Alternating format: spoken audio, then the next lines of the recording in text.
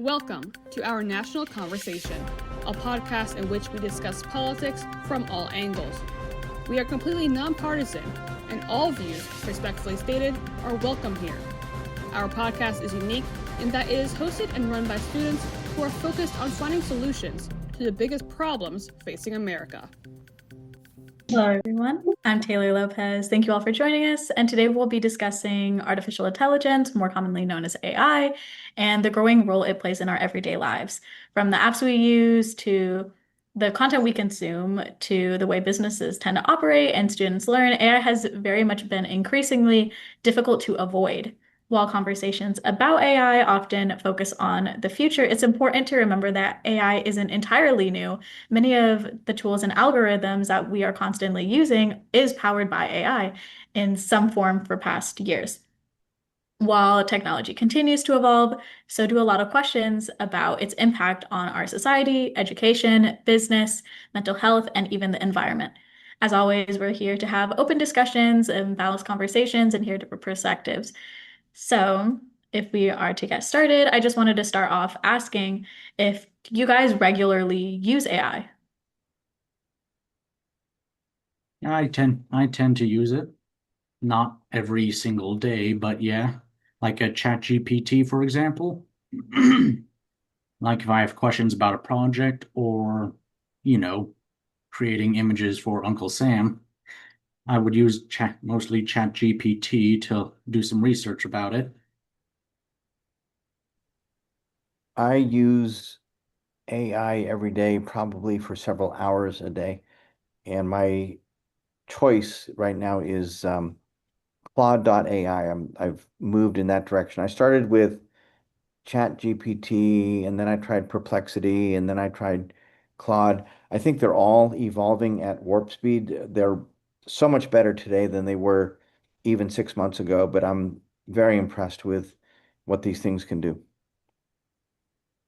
I feel like I don't use ChatGPT and Claude every single day. I do use those occasionally, but I have noticed even if I go to Google something now, there's the new kind of feature where you ask a question and it just gives you an AI response immediately. And I don't know if that's something you can turn on or off, but it's on mine and it always shows up every time I Google something. Same here. I try to avoid AI, especially just being in academia, but when you do Google something, I mean, even like professors that I work with, we talk about this, like it's unavoidable at this point. Like you Google something and the first thing that pops up is the AI, summary. And sometimes it can actually be helpful. It kind of shortens your search. It provides sources. So I'm okay. I'm okay with the AI summary a little more than I am with ChatGPT and the other AI chatbot type of things for several reasons. One of them being like accuracy and like sources and things like that. But yeah, try to avoid it, but it is at this point pretty much unavoidable. So. Yeah, I think Yeah. because of how much AI has been just like easily implicated into like just everything we do, like every app basically has AI being constantly used. If you were to go on TikTok and instead of the blue link being related video, sometimes it's like an AI overview of just a topic. So we know it's like constantly in our everyday lives, but specifically business, I've noticed that many companies have begun incorporating AI. Here in ONC, we use it for our Uncle Sam projects. It has been like something very present. And I was just wondering, do you guys have any companies in mind that you think are effectively using AI in a positive way? I would love to jump in on that one. We are our national conversation, and we call ourselves ONC for short. And what we do is we produce a media outlet that shows all sides of political conversation. So we show the news from multiple sources. They can be liberal, moderate, conservative. We don't care. We like them all. We think people should be exposed to a wide range of media points of view. We do the same thing with our commentators. We have quite a few writers, mostly college students. We have liberals, we have moderates, we have conservatives. They're all welcome. We do podcasts like this, and when the topic is highly politicized, sometimes things get a little bit heated, but not too much. We're generally a very civil group. And so I have been dabbling in AI and encouraging our team to get more involved in AI in terms of producing graphic arts and videos and social media campaigns. And um, I've been doing some business plans using AI. I mean, the thing that's incredible about it, in my view, is that, well, I did a business plan yesterday for something that we're working on. And normally that could easily have taken a week to pull together all the charts, the graphs, the numbers, the logos, all that stuff. It took 5 or 10 minutes, and that was it. And the skill that everybody needs to learn if you're going to learn and use AI is how to ask good questions and how to give very clear directions. And I think because of my journalistic background, Kansas City Star, LA Times, Brentwood News, I know how to ask really simple questions. And that it's important because if you throw something at the AI that's too complicated, you will confuse the AI. It's not perfect. And even when you do a good job, or so you think, asking the question properly or giving clear directions, AI still can get it wrong. So you have to go back and forth multiple times until the AI really understands exactly what you're looking for and what to give you. But it works. I mean, so even if it's a little frustrating that you have to go back and forth 5 or 6 times, in the aggregate, the time required to do, say, this business plan was 5 or 10 minutes versus a week. So I just think it's incredibly effective and efficient. And I'm always in a hurry and I'm always feeling behind. So AI is helping me get ahead of the curve here. Just to add to that, yeah, I think I've used AI quite a bit. I like using Claude. I used to do ChatGPT. I once used it for making a financial report, like using an Excel sheet to combine data from different sheets into one that I could present to owners. And that project used lots of different formulas in Excel. And if I did it manually, it would have taken me maybe a week or at least 2 weeks, but with AI, I could do it in 2 days. Now, I still like to check the output, but checking the output took less time than doing everything from scratch. And so I think in that sense, uh, if you know enough of your stuff and you know how to use AI, it can still be a useful tool for businesses. I was wondering, do you guys think that when businesses use AI, that should be disclosed, or are businesses like commonly putting it out there that they use AI? With Instagram, it's pretty in your face. They'll tell you that they have their own AI chat box. Although, if it were to be a little more hidden, do businesses have that right to tell their audience that AI is being used? In this business plan that I keep referring to, I am saying right in there that I used AI to help me do it. I don't have any problem with that. I mean, the truth is the truth.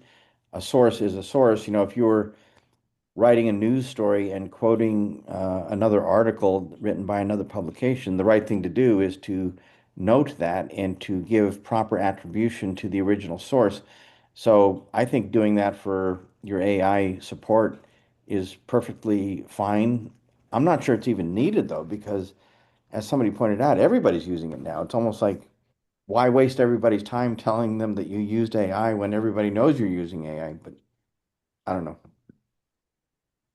I think it's particularly important to disclose when it comes to art, at least, with creators, because you are seeing a lot of AI art. And I think that it kind of discredits artists who spend hours and hours and hours making a piece. And, then there's AI who can do it in 5 minutes, but it wasn't created by a human. And I think I know personally, like I would be upset if I purchased a painting or something along those lines, and that painting was created by AI. I would want to know that it was created by AI and not a human.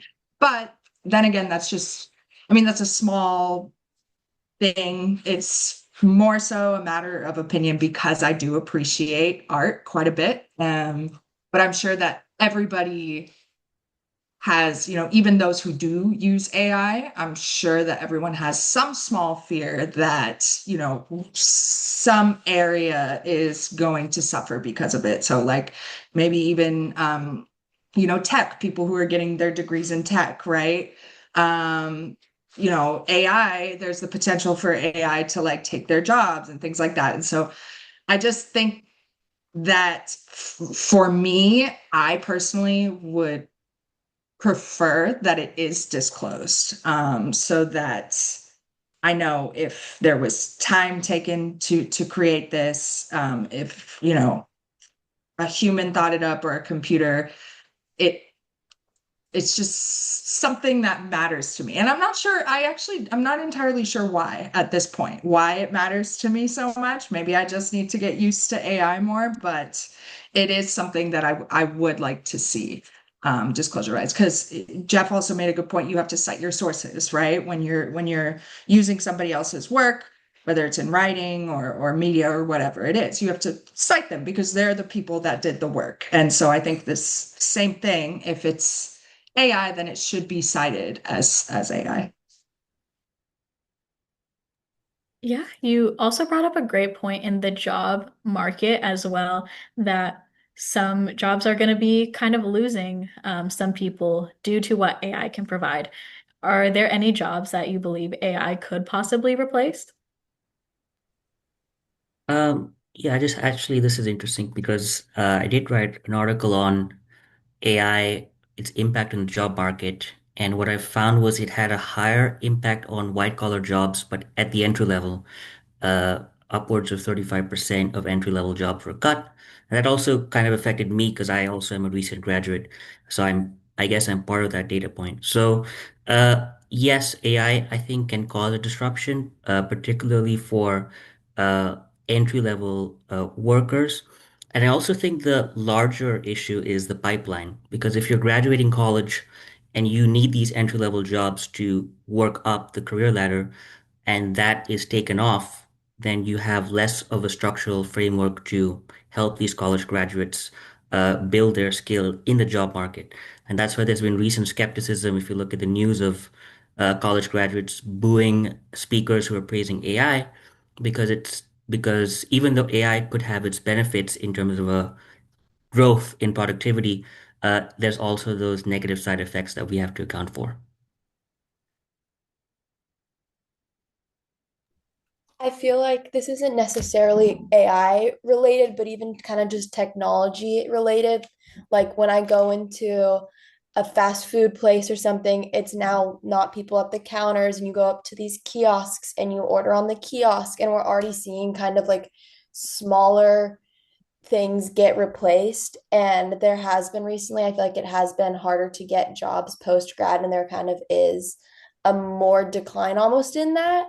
And I feel like that could kind of attribute to the rise in AI and things like that. And I would also argue now in the job market, they're looking for a lot more, and they want a lot more other jobs, and they want to see all these like things on your resume and that you've done all of this, and that can kind of be harder with the rise of AI. I'm going to offer you guys a cautionary tale and then spin it into the moral of the story. So years ago, I started this little newspaper called the Brentwood News. I happen to have a copy right here. And don't ask me how, but it still survives, but just barely. So I was into the Brentwood News starting in 1991, and then the internet started to take off in earnest around 1995, 1996. And a lot of my colleagues in the newspaper business said, "Wow, have you seen the internet? Have you heard about the internet?" And of course, it was taking off quite rapidly, and everybody was aware of it. And I looked at it and I said, "Well, why would anybody want to read their news on a screen when they can read it in an old-fashioned newspaper, which is so comfortable and happy and familiar?" And those of us who clung to the past, like I did, got savaged as a result. This Brentwood News turned into a financial disaster. We got creamed by the internet and other factors. Huge newspapers like the LA Times, where I used to work, are a small fraction of what they used to be. They used to have thousands of employees, and now they have a handful of employees. And the LA Times is reportedly losing $50 million a year. They didn't make the transition to the internet fast enough. And by the time they did, Google and Facebook and X and all these other things had come out of nowhere, and they just dominated the industry. And all of these digital players didn't need traditional media to do what they did. They just went right around traditional media. There was something called Craigslist, still there. This guy overnight wiped out all the classified advertising sections of every newspaper in America and made gazillions doing it. So I had friends who saw the future better than I did. And the reason I wanted to hold on to my Brentwood News so tightly was that I just spent 3 or 4 years building it up and spent a lot of money doing that and a lot of effort. And I love my paper, and I didn't want to change, because I loved what I was doing. And now, years later, those who made the move early and got out of newspapers and then went online, a lot of them are multi-gazillionaires. They got all the stock options and all the good stuff. And so what I'm saying here, here's the moral of the story, is that if I were young right now, I would jump on board this train. It's a fast-moving train. It's accelerating quickly. If you don't jump on quickly, you're going to be left behind. And there's no stopping it. I don't think anybody here can tell me a single technology in the entire history of mankind that somehow got blocked because people were made nervous by it. It's going to happen. So I'm kind of I'm on the rampage here. I feel like, okay, I missed the internet. I didn't do a good job there. I'm sure as hell not going to miss AI. So I am very in favor of what I see happening here. And I think it's going to create huge opportunities for those of you who are smart enough to say, I'm in. Yeah, I think that's a really important perspective because it highlights how, resisting technology isn't always like the winning strategy. There's, of course, like pros and cons, specifically with AI, but at the same time, I don't think the conversation should only be about whether AI is coming, because obviously we know it is. Well, the question should be, how could we choose to implement AI? Every major technological like shift has its own like winners and losers and this kind of thing. And I think we as people have to take responsibility to think about who might be left behind when we support these kind of systems and how it's going to change ideally. I know with education, it's been taking a huge hit. I'm currently a student, and as I talk with some of my peers, using AI has just been something that might be something that they used to cheat off of or get easy answers. We are losing a lot of integrity, and AI is also being just more commonly placed in classrooms, in workplaces like personal training. As a student or maybe someone who already graduated, do you guys see AI as like a learning tool or maybe even a shortcut? I'm gonna go ahead and give my 2 cents on this first. So I am a part-time professor, and it is something that in academia is a huge issue. Now, that being said, we are at a point where we realize, okay, this is here for good. It's not going anywhere.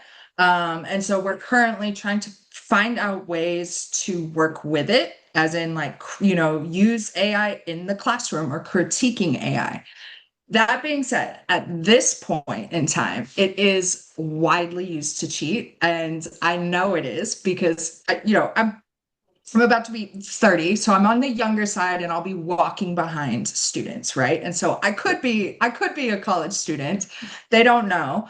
And there have been, I would say at least 5 times every semester, I walk behind someone saying, yeah, like I used ChatGPT for for my exam and I got an A, or yeah, I just used ChatGPT to write it, and things like that. And I've actually had to take essays out of my curriculum because couple of semesters ago, I think it was something like 90% of the papers that I got were AI generated.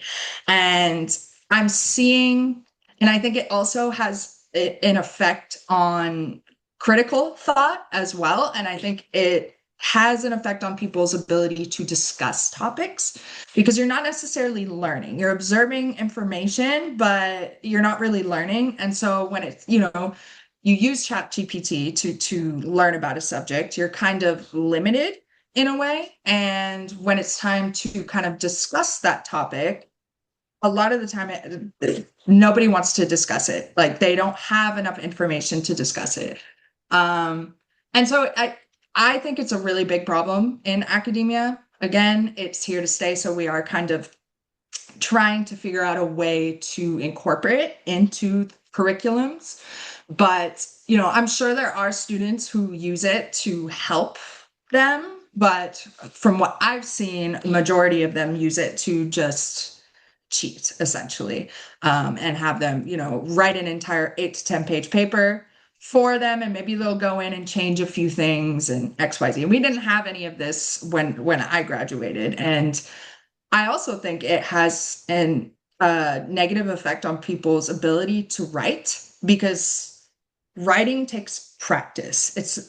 Even if you're good at it naturally, you'll get better if you practice writing. And I look back at my papers in undergrad and I'm like, oh my God, these are awful. Like they're so bad. But because I continued to write, I consider myself a really good writer now. And I think that with ChatGPT, that kind of takes that opportunity away. You are learning, you might be learning new words and this and this and that, but you're not really throwing yourself in there and learning how to write well. And yeah, so I'll stop there because I could continue for an hour about this and I'll let other people talk, but that's just my perspective.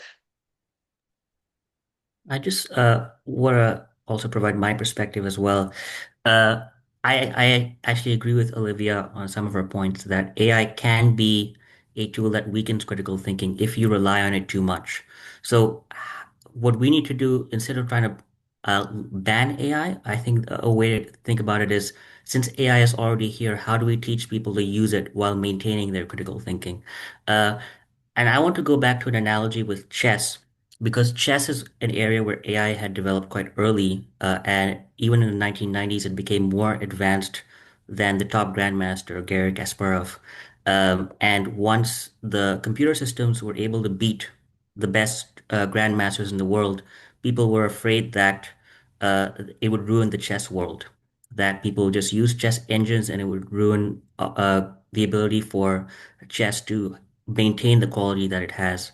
But what we have found is over time, the anti-cheating detectors have been improved. So now we can reliably detect whether someone is cheating when they play chess. And the top players actually use the computers to prepare before a match to figure out how to break existing chess theory to come up with new moves.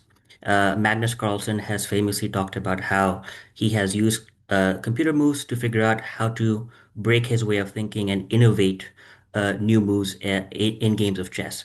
And so, if we use that analogy, we can also look at AI as sort of that system that as the technology improves, we can improve the cheating detecting system, and we can also improve how people can use AI to innovate and improve their critical thinking. Yeah. You know, this touches on a very sensitive topic, which is national security.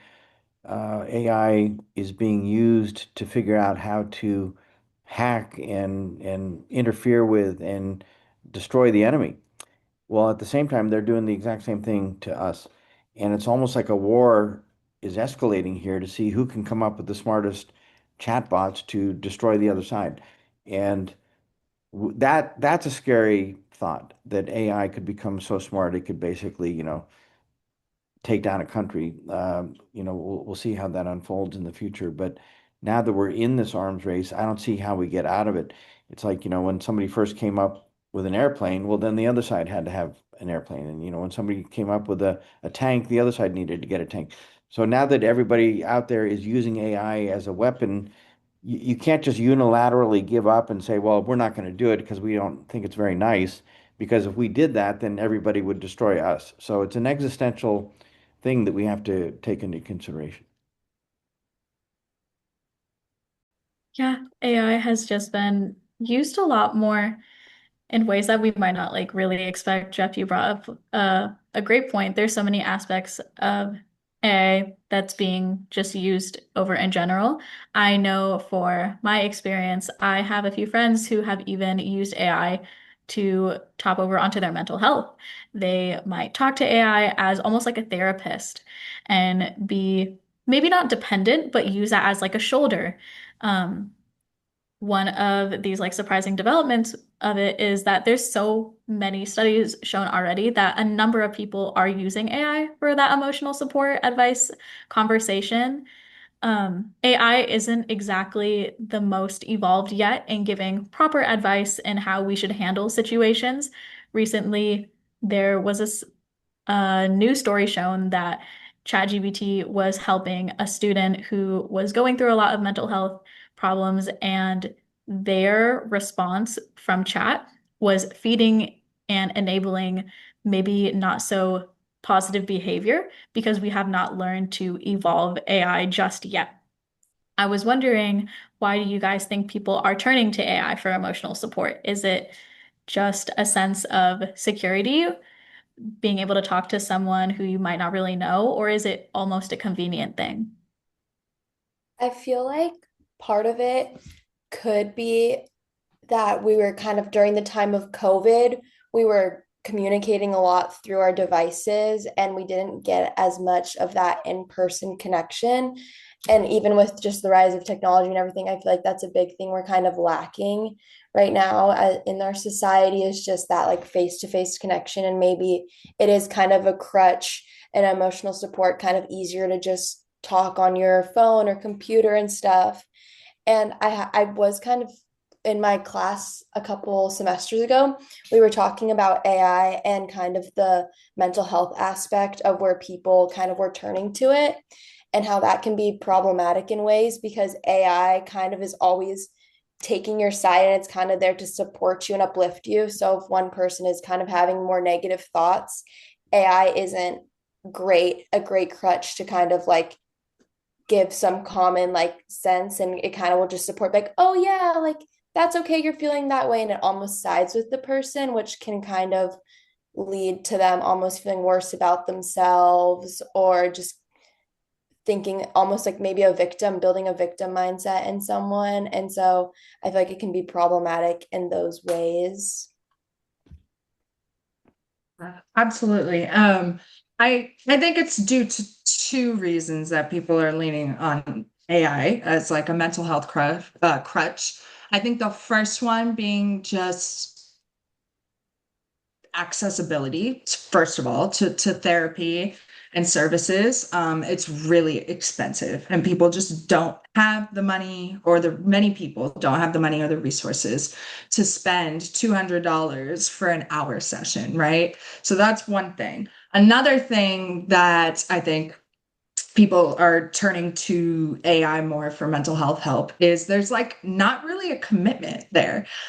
When you see a therapist and you're having, an issue, more than likely they're going to want to see you back next week or, in 2 weeks, or they're going to, create some plan where they're just going to continue to see you. And there are some people who don't believe in therapy. I know Dave, who is a ONC member, said he is anti-psychology, and I was like, "What?"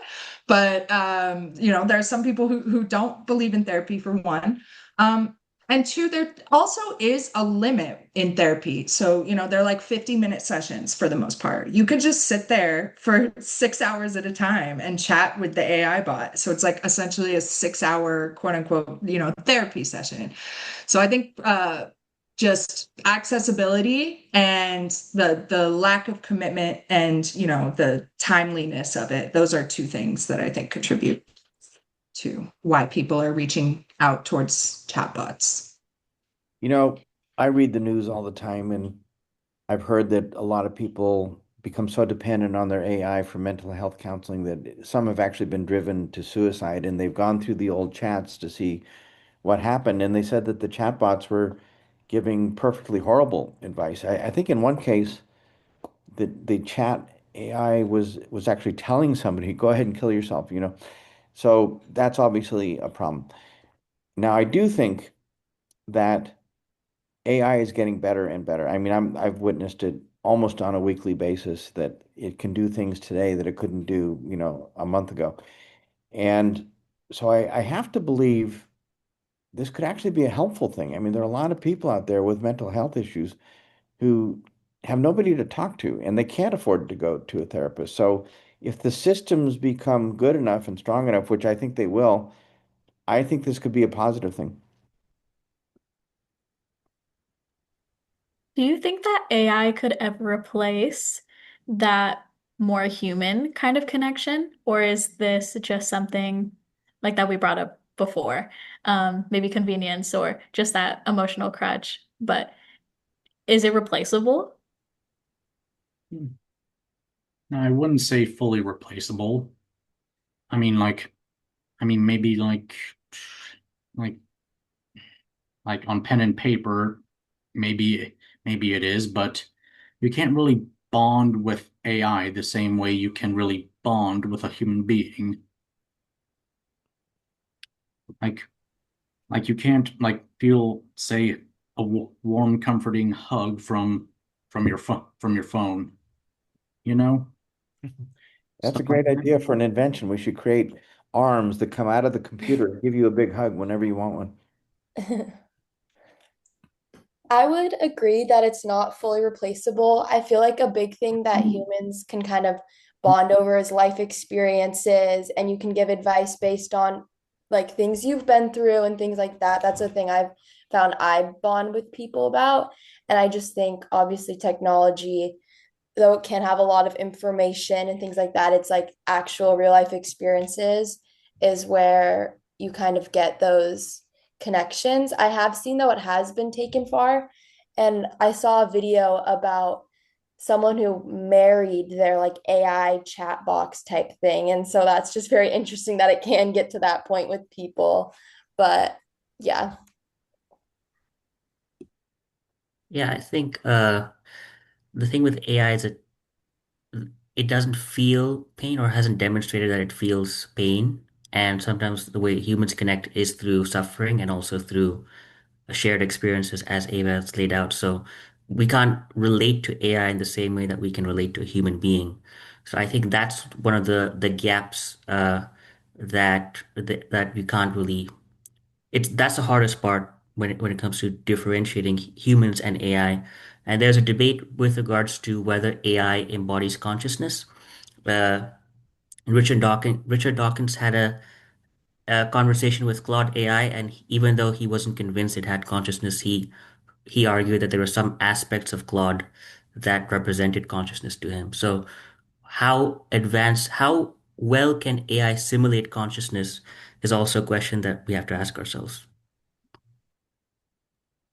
Another part of this conversation is how much it takes to power AI. I was just wondering if you guys have any thoughts or are you guys like aware of the significance using the energy, the water, like all the resources it takes to power and use AI? I am. Again, I read the news all the time. So, yes, this is a very hot topic. And the move right now is for AI companies to be required to supply and pay for their own energy and water.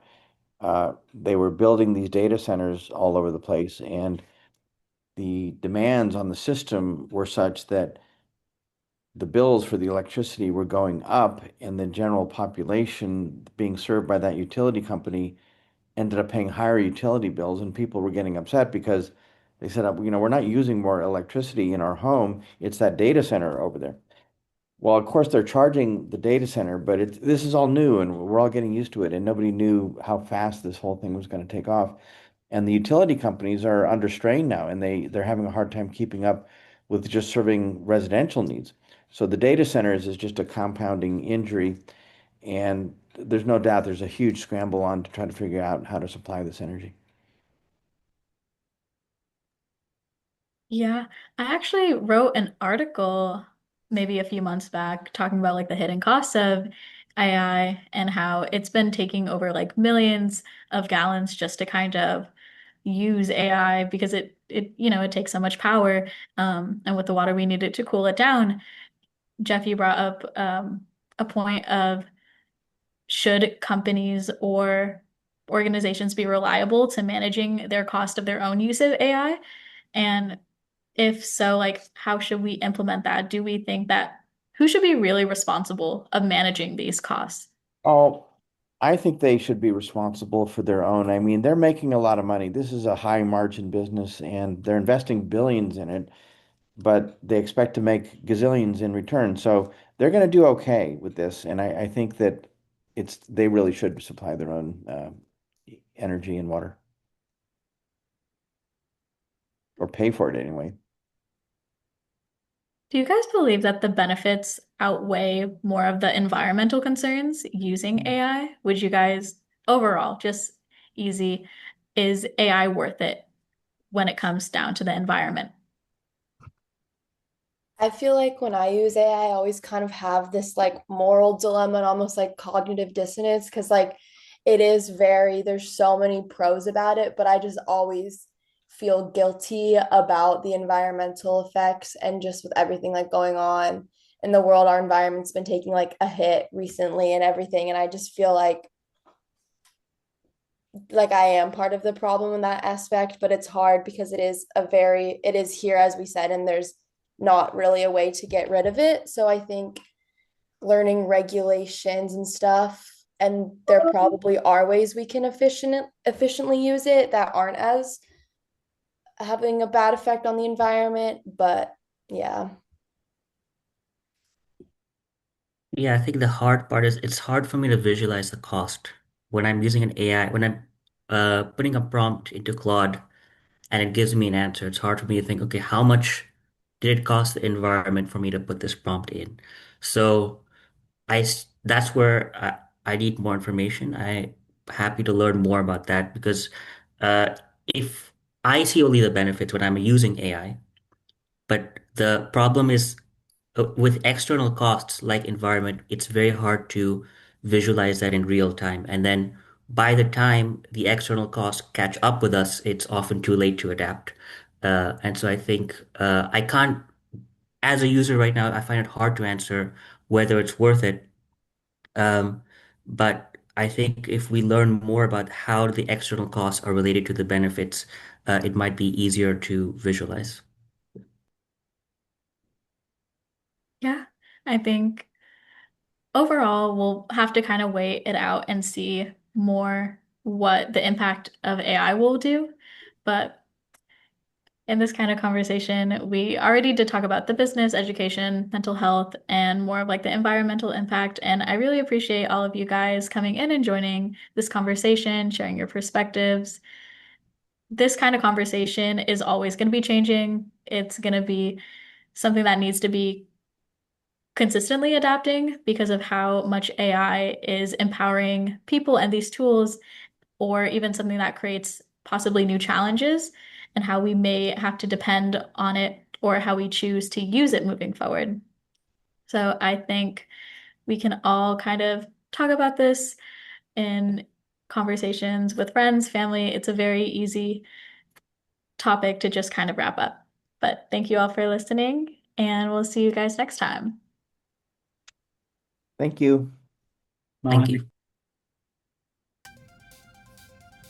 This podcast was brought to you by Our National Conversation, a place where students generate policy solutions to the biggest problems facing America. Join us in freeing political dialogue from hyperpartisanship. To learn more about what you heard today, check us out at ournationalconversation.org. You can also follow us on social media at Our National Conversation to show your support and keep up with our latest efforts.